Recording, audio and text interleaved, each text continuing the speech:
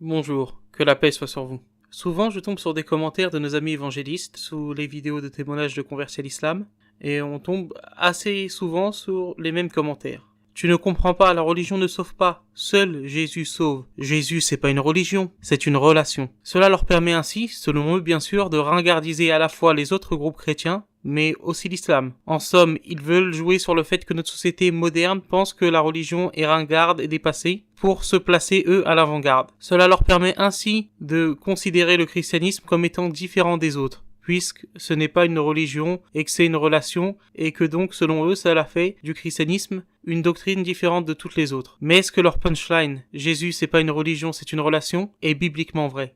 Tout d'abord, voyons la définition d'une religion. Religion, rapport de l'homme à l'ordre du divin ou d'une réalité supérieure, tendant à se concrétiser sous la forme de systèmes, de dogmes ou de croyances, de pratiques rituelles et morales. En fait, il ne faut pas aller très loin dans la Bible, dans le Nouveau Testament, pour réfuter cette idée que, selon eux, le christianisme est uniquement une relation et pas une religion. Il suffit d'aller dans l'épître de Jacques, chapitre 1, versets 26 et 27. Je cite. « Si quelqu'un croit être religieux sans tenir sa langue en bride, mais en trompant son cœur, la religion de cet homme est vaine. La religion pure et sans tache devant Dieu notre Père consiste à visiter les orphelins et les veufs dans leur affliction et à se préserver des souillures du monde. » Donc là, dans cet épître, Jacques met en opposition la mauvaise religion et la bonne religion. Alors que si on prend la pensée et la logique de nos amis chrétiens, il aurait pu dire de toute façon Jésus, ce n'est pas une religion, c'est une relation. Mais non, au contraire, il fait l'éloge de la bonne religion qu'il oppose à la mauvaise religion. Donc ce verset devrait nous suffire. Mais on va aller encore plus loin. D'ailleurs, petite parenthèse, il est étonnant que l'épître de Jacques ne soit quasiment jamais cité par nos amis évangélistes ou protestants ou autres. J'expliquerai pourquoi dans une autre vidéo si Dieu nous permet. Mais voyons, par rapport à la définition qu'on a eue du mot religion, si dans les autres textes du Nouveau Testament, on a par exemple la mention de doctrine. Et là, il suffit d'aller au second épître de Jean, chapitre 1, verset 10. Si quelqu'un vient à vous et n'apporte pas cette doctrine. Donc déjà dans le début de ce verset, on voit qu'il est fait mention de la notion de doctrine. Donc ce qui corrobore le fait que le christianisme est bel et bien une religion. Mais Jean va encore plus loin. Jean, l'apôtre de l'amour, pourtant. Il dit « Ne le recevez pas dans votre maison.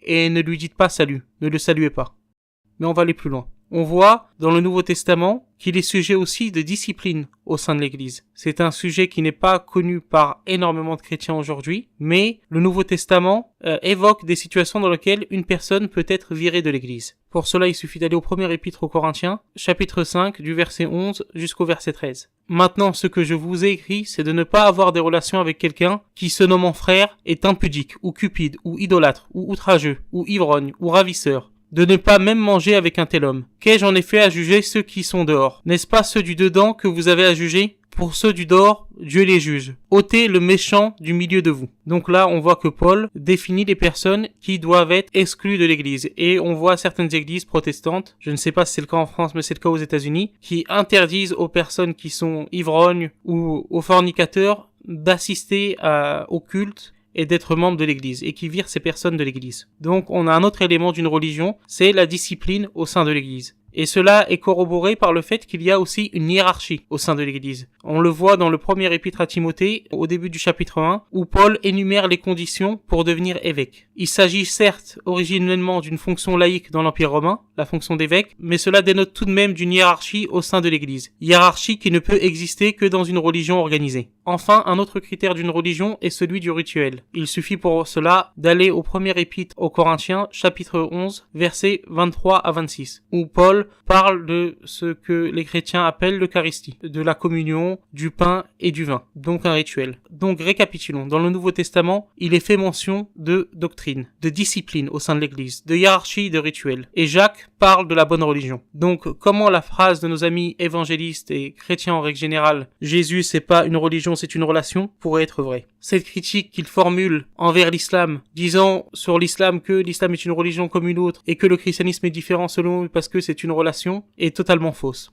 par rapport à ce qu'en dit le Nouveau Testament. Merci pour votre attention, que Dieu vous bénisse et que Dieu vous garde.